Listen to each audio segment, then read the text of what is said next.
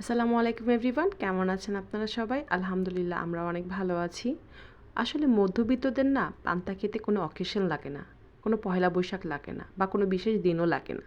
যদি আপনার বাসায় রাতের ভাতটা থেকে যায় সকালবেলা, তাহলে আলু ভর্তা ডিম বানিয়েই আমরা খেয়ে ফেলতে পারি।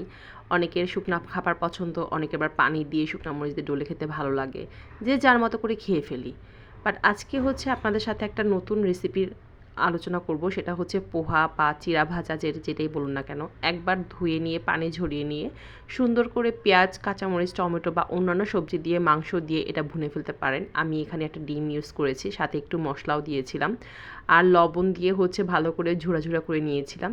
এরপরে এটার উপরে ধোয়া চিড়াটা দিয়ে দিয়েছিলাম, ভালো করে মিশিয়ে উপরে একটু লেবুর রস ছিটিয়ে দিয়েছিলাম।